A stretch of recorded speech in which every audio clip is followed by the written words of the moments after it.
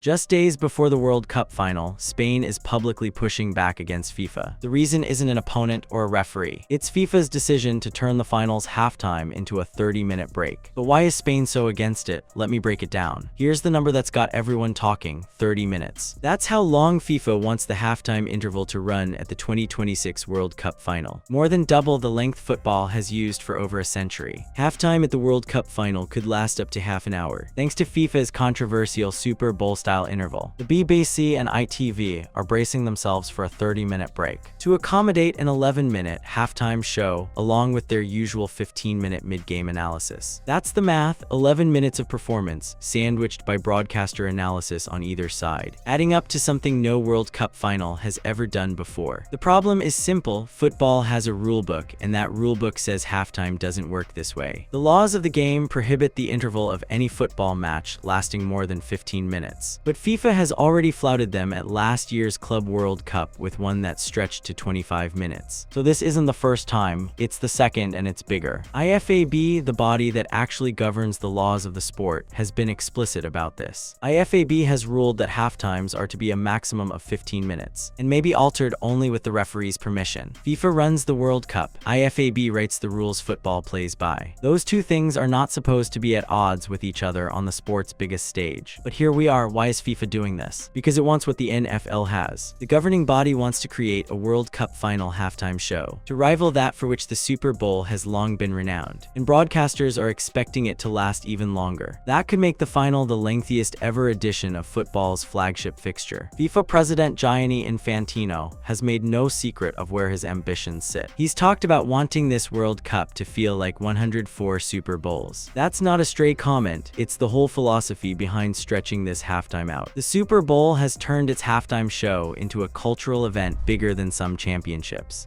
FIFA wants a piece of that. But football and the Super Bowl aren't built the same way. American football has built-in stoppages, timeouts, commercial breaks baked into its DNA. Soccer has 45 minutes of running clock, then a break, then 45 more. That's it. That's been the rhythm of this sport since it was codified. Now FIFA's changing that rhythm for one night, and it's doing it by simply overlooking its own halftime cap.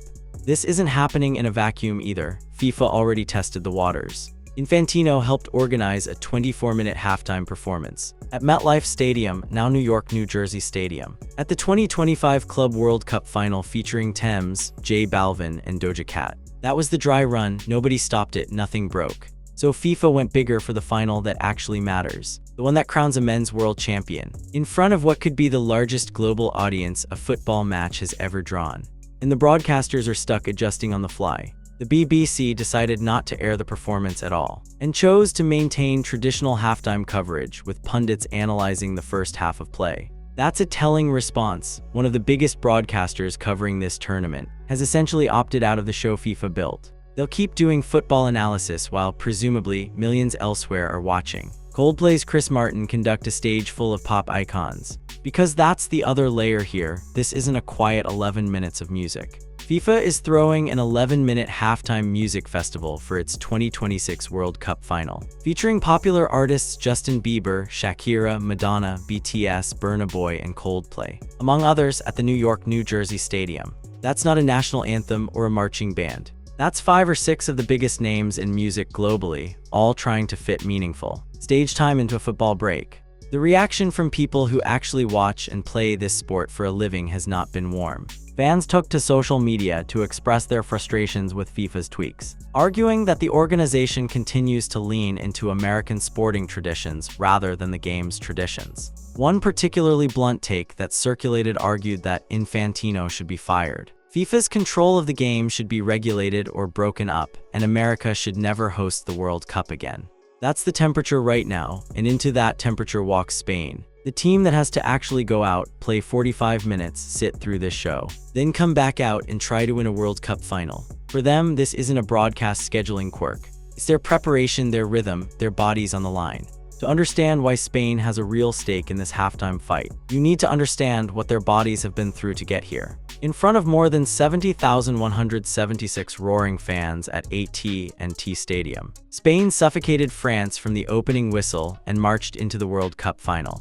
It was billed as the heavyweight fight of the tournament, France against Spain, and Spain turned it into a public dismantling. A 2-0 win, but one that felt even more decisive than the score suggested. That's the good news. The bad news is what a run like this costs a squad physically. This is a team that's now played every round of a 48-team World Cup, grinding through a group stage, then knockout football against Uruguay's physicality, then France's attack. And the man who scored the goal that sealed their spot in the final is already talking about his body giving out. Pedro Porro, the right back who buried the clinching goal against France, was blunt about where he's at heading into the biggest match of his career. Asked about his fitness for the final, he admitted the toll is showing, saying he'd say he's exhausted right now, and that now it's about recovery. That single word, recovery, is exactly where this halftime fight becomes personal for Spain. A 30-minute break sounds like more rest on paper.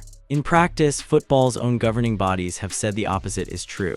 When CONMEBOL wanted to push its own halftime break out further, IFAB shut it down, and its reasoning is worth sitting with. The International FA Board once turned down a request from CONMEBOL to extend the halftime break to 25 minutes, stating that the extended break might have a negative impact on player welfare and safety, resulting from a longer period of inactivity. And that when breaks usually exceed 20 minutes, the athletes lose momentum and need to warm up again. Read that again. This is the exact body that writes football's laws, warning that a longer halftime hurts the players physically, not makes the game slower, hurts them. Muscles cool down, momentum built over 45 minutes evaporates. Players have to essentially restart their warm-up from scratch. The 30-minute break will certainly pose multiple challenges in recovery and getting the match intensity back, and that's for every player stepping onto that pitch. But it lands hardest on a squad that's already running on fumes. After 7 straight matches of knockout intensity, Spain's head coach Luis de la Fuente has spent this entire tournament managing fatigue, form dips, and outside noise around his group. He's had to defend his captain from criticism, manage a teenage sensation working back from injury, and get his team through matches that didn't always go to plan. Early in the tournament, Spain were held to a shock draw, and de la Fuente had to publicly push back on criticism of his captain Rodri, calling it insulting given Rodri's standing as the best player in the world. That's the backdrop this coach has managed all tournament. A group under constant scrutiny, working through injuries and lineup questions, trying to hold a rhythm together. Now, with the final in sight, the conversation isn't just about opponents anymore. It's about whether the format of the game itself is going to work against his players before a ball is even kicked in the second half. De la Fuente has been vocal all tournament about wanting fair conditions to let his team play its style. Earlier in the competition, after a physical battle with Uruguay, he pushed back hard on how the match had been officiated and how physical it had gotten, saying his team had been pushed to the limit and played an extremely rough contest. That's a manager who clearly cares about the conditions his team competes under, not just the final score. So when the sport's own safety body has already gone on record saying a longer break threatens player welfare, and Spain's talisman is publicly saying he's running on empty, the 30-minute halftime stops being a scheduling footnote. It becomes a direct threat to the one thing Spain has built its entire World Cup run on: control, rhythm, and precision. Cubarsí, Spain's young defender, put it simply after the France win, saying the team's response to doubts about their defense was to make it to the final and shut everybody's mouth, in his words. That's a team that's earned its position through discipline and momentum. A half-hour break, stitched together from advertising windows and concert staging, is exactly the kind of disruption that threatens to unravel that. And Spain isn't the first team to have a coach complain about exactly this kind of interruption. That history is where the story goes next. Spain's frustration doesn't exist in isolation. FIFA and its confederations have been testing extended halftimes for 2 years now, and every single time, it's caused a headache for the people actually playing the match. Go back to the 2024 Copa America final in Miami. CONMEBOL staged a Shakira concert during that halftime, and it ran long, stretching well past what teams were prepared for. That led to a complaint from Colombia head coach Néstor Lorenzo, who had been sanctioned at the same tournament for his team returning from halftime 1 minute late. Sit with the irony there, a coach gets punished for his team being 60 seconds late. Back onto the pitch in a tournament where the organizers themselves were stretching the break to accommodate a concert. That's the exact tension Spain now finds itself walking into. A governing body that enforces strict punctuality on players while giving itself total flexibility on the clock when there's a show to sell. Then came the dress rehearsal for this whole situation, the 2025 Club World Cup. Hosted in the same stadium the World Cup final will use. The 2025 Club World Cup final in the USA, which had a 25-minute break, served as a dress rehearsal for the World Cup, and FIFA adopted multiple practices for the World Cup, from weather-enforced delays to the introduction of the controversial hydration breaks. That tournament is where FIFA figured out it could get away with breaking its own halftime rule and face no real consequence. Nobody pulled the plug on the concert, no governing body stepped in to block it. So FIFA scaled it up for the actual final, going from 25 minutes to as much as 30. And the hydration breaks are worth pausing on because they're part of the same pattern of squeezing extra minutes and extra advertising into matches that used to run on a strict clock. Each half already features 3-minute hydration breaks, which many suspect are a Trojan horse for additional adverts. One columnist covering the tournament didn't hold back on what these breaks actually are. For the sport, writing that they've affected games, the flow has often been altered. The momentum changed, the contest becoming more fragmented, glorified timeouts, but not for the sport. For the advertisers, that same columnist connected the dots all the way to the halftime decision, arguing the whole approach comes down to one thing: wringing every last bit of revenue out of the World Cup, allowing TV companies to cover the cost of rights by selling more airtime to advertisers. So this is the pattern Spain is stepping into for the final. Hydration breaks that stretch matches out, a halftime concert that doubles the traditional interval, a Club World Cup test run that nobody blocked. Add it all up, and by the columnist's own accounting, a final that used to run just over 90 minutes could balloon dramatically once you stack the stoppages, the VAR checks, and now the half-hour interval on top of it. It's not 45-minute halves anymore. Games are extended by 5 to 10 minutes with stoppages and VAR checks. And with that plus hydration breaks, matches are interminable. There's also the re-election angle hanging over all of this. Infantino was elected FIFA's president back in 2016, and he's up for re-election in 2027, facing challengers from 3 different confederations. A World Cup final that breaks viewership records, dominates headlines for its entertainment value, and cements FIFA's expansion into pure spectacle, is exactly the kind of legacy moment a president facing re-election wants attached to his name. One columnist covering the build-up put the ego angle even more bluntly, tying the halftime decision directly to Infantino's stated ambition for this tournament to feel like 104 Super Bowls, and arguing the expansion to a 48-team format and the push towards 64 teams down the line are part of the same appetite for scale over tradition. For Spain, none of that history or politics matters on the pitch. What matters is that they're the team walking into a final, where the interval has been redesigned around a concert instead of a football match. And they're doing it as the side that's already logged the most minutes, carried the most fatigue, and has the least margin for a format that experts have already flagged as a welfare risk. So what exactly is Spain being asked to sit through for half an hour? This is not a marching band and a fireworks display. FIFA has built out arguably the biggest single piece of entertainment programming it's ever attached to a football match. Justin Bieber joins Madonna, Shakira, and BTS as co-headliners for the first ever FIFA World Cup final halftime show, bringing together some of the world's biggest artists for a landmark celebration at the intersection of sport, music, and global impact. That's 4 global headliners sharing a single stage for one performance window. And that's before you even get to the supporting cast. Burna Boy, whose global smash hit Die Die with Shakira continues to dominate the charts worldwide, will also appear during the broadcast alongside Gustavo Dudamel, the internationally acclaimed Venezuelan conductor and music and artistic director of the New York Philharmonic, and the Webby award-winning PS22 chorus featuring Coldplay. Chris Martin isn't just performing, he's running the whole thing. Football, music, and social impact will come together in the first ever FIFA World Cup final halftime show, curated by the Coldplay frontman, according to FIFA's own announcement.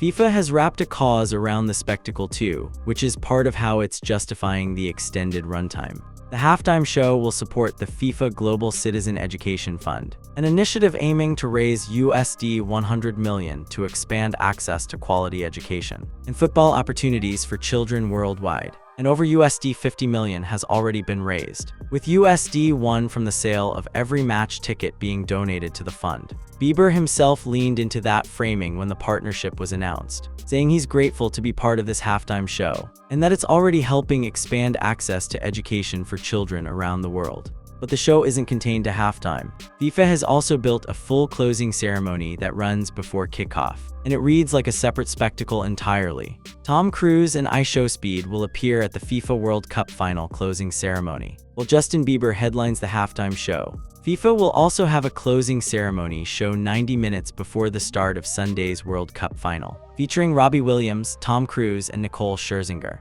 Think about what that means logistically for the players. A closing ceremony an hour and a half before kickoff, a pre-match build-up already stretched by pageantry, then a 30-minute halftime concert splitting the match itself in two. Spain's players are essentially being asked to compete inside a full entertainment production, not just a football match with a break in the middle. The reaction to all of it has been loud, and it's coming from more than just one country's fan base. Football voices across the sport have piled on. One widely shared column described the whole shift bluntly, saying it's turned the match into something with 4 quarters instead of 2 halves, calling it the abomination of a half-hour, Super Bowl-style interval sprung on us for Sunday's World Cup final. That same piece argued FIFA is on a mission to Americanize football into soccer, to change it forever. Fans have piled on too, and not quietly. Social media reactions singled out FIFA's tweaks, arguing that the organization continues to lean into American sporting traditions rather than the game's traditions, with one especially sharp take arguing Infantino should be pushed out entirely over decisions like this one. Even broadcasters that are technically part of FIFA's own media rights deals are pulling away from the spectacle. The BBC's choice to skip the performance entirely in favor of standard pundit analysis is as close to an institutional protest vote as you'll get from a rights holder that paid to carry this tournament. And that's really the split this story has created. On one side, FIFA, its music partners, and its charity arm are selling this as a historic, unifying moment. The first ever halftime show in the tournament's history, built around a 9-figure education fund. On the other side sit the players stepping onto the field, the coaches managing recovery windows, the columnists calling it an overreach, and a broadcaster in the UK that simply refused to air it. Spain sits squarely in the second group, not by choice of commentary, but by the simple fact that they're the ones who have to physically absorb whatever this 30-minute window does to a football match. Here's where the story stands right now. Spain is locked into the final, everyone else is still catching up to them.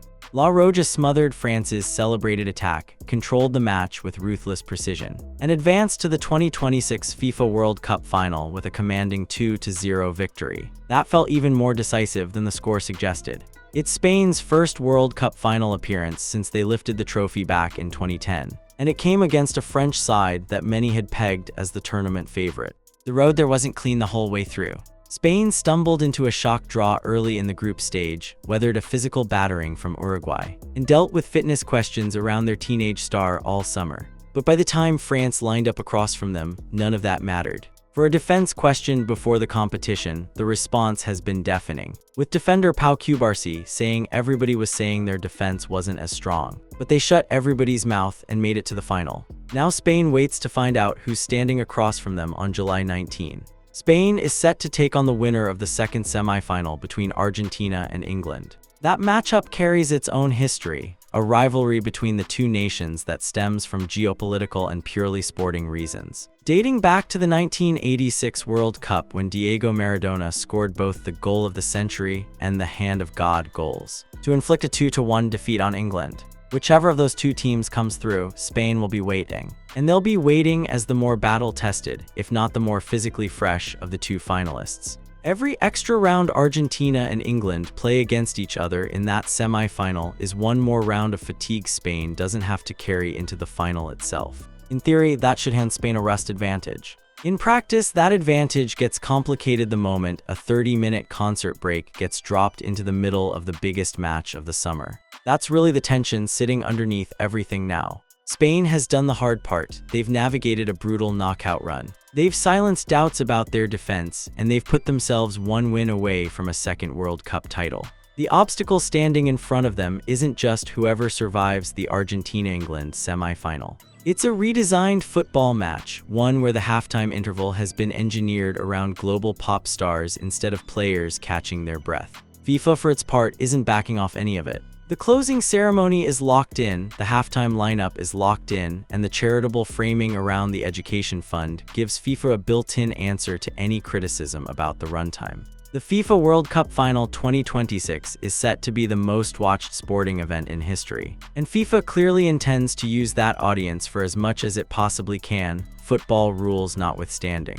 Where this leaves Spain is somewhere between opportunity and inconvenience. They're one win away from a trophy they last held in 2010. They're doing it against a backdrop where the sport's own safety body has flagged the exact kind of break FIFA is building as a risk to the players stepping onto that field. Porro's already told the world he's exhausted. De La Fuente has spent the whole tournament defending his group from outside noise. And now he's got a new variable to manage that has nothing to do with tactics or opponents. Whether that 30-minute window ends up mattering on the scoreline is something nobody will know until the final whistle blows. What's already clear is that Spain didn't ask for this format, didn't get a say in it, and now has to solve it in real time. On the biggest stage football has ever built, one that, for one night, isn't just about the two teams playing on it. Sources: FIFA to break rules with 30-minute halftime show at World Cup Final AOL. FIFA to break rules with 30-minute halftime show at World Cup Final Yahoo Sports. FIFA extends World Cup Final halftime to 30 minutes, opening door for crypto's biggest sports moment, crypto briefing. FIFA breaks major rule for World Cup Finals for the first time in history, Yahoo Sports Essentially Sports. World Cup Final halftime doubled in FIFA rules breach as Super Bowl-inspired plans slammed, the Mirror US. FIFA World Cup 2026 Final, halftime show and closing ceremony guide, man of many. Justin Bieber to co-headline final halftime show with Madonna, Shakira and BTS FIFAcom. FIFA World Cup 2026 Final halftime show, a halftime show like no other global citizen. Spain dominates France in shutout win to reach first World Cup final since 2010, Yahoo Sports. Spain books a spot in the World Cup final with a comprehensive victory over France, CNN. Spain storms into World Cup final after shutting down France, Yahoo Sports. How Spain neutralized Mbappé and France in World Cup, the score. World Cup 2026 results. Spain defeats France 2-0 to advance to final. NBC News. Luis de la Fuente slams Uruguay's extreme roughness and VAR decisions, Goalcom. Spain coach Luis de la Fuente defends Rodri from insulting criticism, ESPN. Luis de la Fuente makes bold Spain claim after beating France. World Soccer Talk https://worldsoccerdoc.com/World Cup/ Luis de la Fuente makes bold Spain claim after beating France they were up against the best team in the world /